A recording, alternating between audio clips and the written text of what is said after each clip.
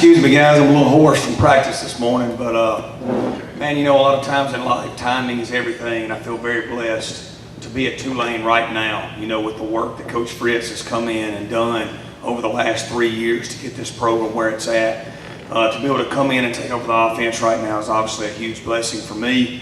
Very grateful for that. We've had a really good start to the season. We're 3-1. We did not play very well offensively over at Auburn in week 2, where we might be 4-0. We thought we played well on defense, well enough on defense in the kicking game to get it done, and I obviously didn't do a good enough job that week for our football program. But installing a totally new scheme, as you know, transition from an option style offense to a more pro style up-tempo scheme, and coming off a huge win last week over Houston in our division, to be 1-0 in our division, where we made some plays in the end and won the game. And you know, so we're sitting here 1-0 in our division going down the stretch. We got a week off to improve on some things, and then we go play a really good Army team out of conference, and then we'll get right back into conference play with that. So exciting times in store for Tulane.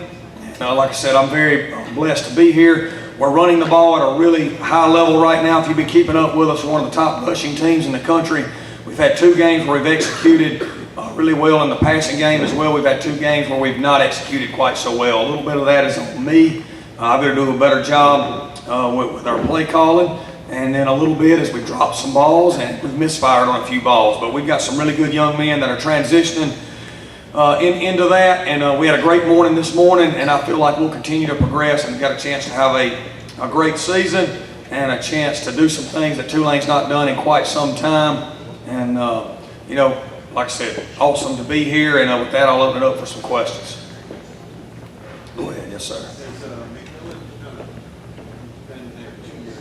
Yes, sir.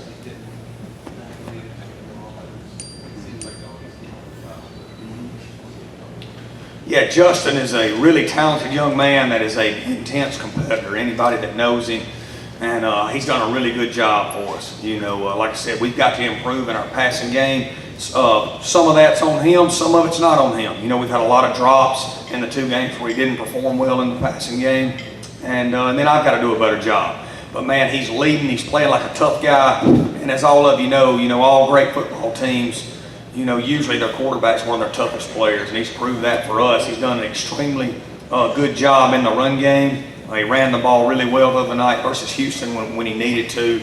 And that's a part of our passing game right now. You know, is the ability when they drop 8 and cover everybody up, is the ability for him to pull it down and run. He's done a great job with that, and he's going to continue to improve, you know, as the pieces around him continue to catch on and keep improving as well. Coach, I love the take a knee play there in the end. Did you have a name for that, or did you practice that, or Bumaruski, or did you just draw it up in the dirt on the sideline? Yeah, no, we did practice it. We try to be very thorough in our preparation for all situations. It's something that we went over several times during training camp for that situation, and it's something we practice every other Friday or so just to keep it sharp. You know, you've got to have the right situation for it to arise. There's got to be enough time to where if you execute it properly, it gets you into what we call striking distance, where you've got a chance to get yourself into field goal range or get yourself into a Hail Mary range.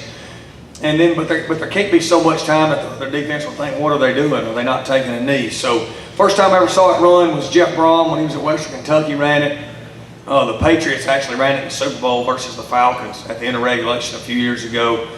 And so, man, our kids went out there and executed it well. It did get us in striking distance. And then the next play, you know, we had a play where we're either trying to hit a deeper crossing route to get us into a field goal range, where the kid caught it, if he got tackled, it would have been a 42-yard field goal, which we feel good about, or we've got a more underneath crosser to get us into what would be a situation like the Saints were in game 1, where we've got a little bit of time left, where maybe we can hit a little quick hitter, get down and call timeout, or if we don't have enough time, we're in Hail Mary striking distance at that point. And man, our kids played, they executed it phenomenal. You know, Justin really worked the pocket well. His eyes were in the right spot. Kids cleared it out, and Jalen McCleskey made a humongous play. And, you know, Jalen's coming on for us. He's a young man that transferred in, had a huge night the other night. Jalen missed 2 weeks during training camp with a hamstring injury. So that, you know, getting on the same page with him him and Justin being together, they lost 2 weeks of practice time and vital time during training camp. So I think they're really starting to hit their stride, and I think you'll see that moving forward. Yes, sir.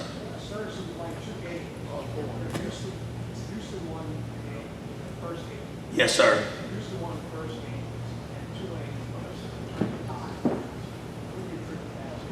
Yeah, well, so we came out and wanted to attack them early, and obviously their quarterback's a really talented young man that made some plays for them on their side.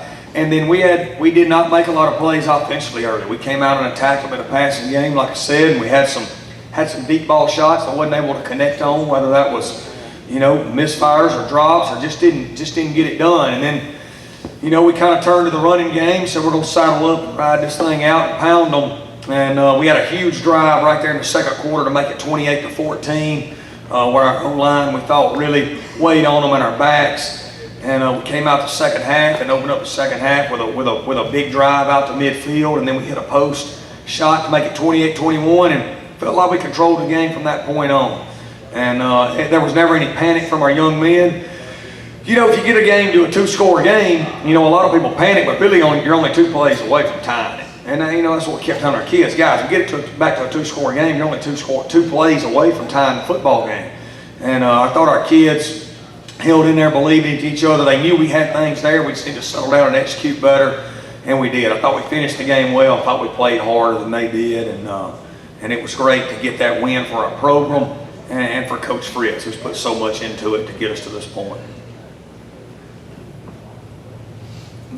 Really thank you guys. Like I said, so blessed to be here at this time, and if you haven't come out to check us out, come do it, man, because Willie Fritz, man, every day I come to work, it's like going to a master's class or a doctor's class in how to be a leader and how to be a man's man. Appreciate you.